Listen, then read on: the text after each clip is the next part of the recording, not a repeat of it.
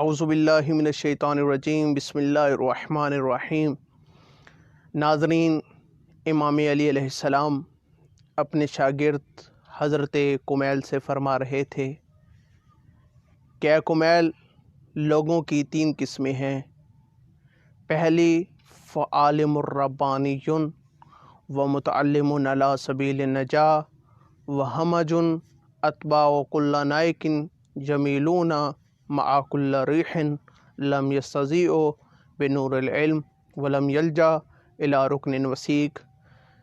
حضرت کمیل خود نقل کرتے ہیں، کہتے ہیں ایک دن امیر المومنین حضرت علی علیہ السلام نے میرا ہاتھ پکڑا اور مجھے صحرا کی طرف لے گئے، اور میرے مولا نے فرمایا، اے کمیل، یہ دل اسرار اور حکم کا ظروف ہوا کرتے ہیں، بہترین وہی ہے جو ان کی نگہداشت کرے، جو ان کی حفاظت کرے۔ پھر میرے مولا نے فرمایا، کمیل، لوگوں کی 3 قسمیں ہیں، یا تو وہ عالم ربانی ہے، یا کوئی ایسا شخص ہے جو علم سیکھنے کے لیے کوشش کرتا ہے، اور ایک گروہ ایسا ہے جو ہر آنے والے کی آواز پہ لبیک کرتا ہے، ہر چلنے والی ہوا کی طرف رخ کر لیتا ہے، ایک گروہ وہ ہے۔ اور مولا متقیان حضرت علی علیہ السلام حضرت کمیل سے فرما رہے تھے، یا کمیل، العلم یحرسک وانت تحرس المال۔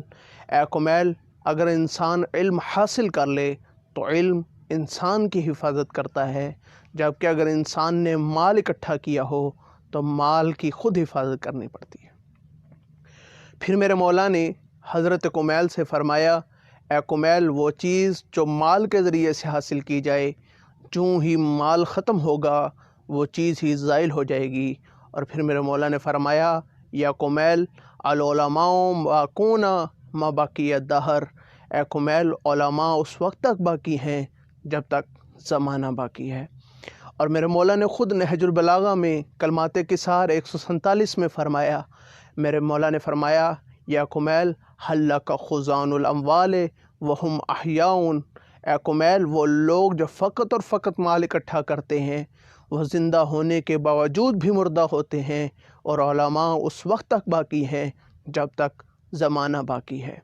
مولا نے فرمایا، العلماء باقون ما بقی الدہر واعیانہم مفقودہ وامثالہم فی قلوب موجودہ۔ اے کمیل، لوگوں کی نظروں سے تو علماء اوجھل ہوتے ہیں، لیکن ان کے دلوں میں ہمیشہ حکومت کرتے ہیں۔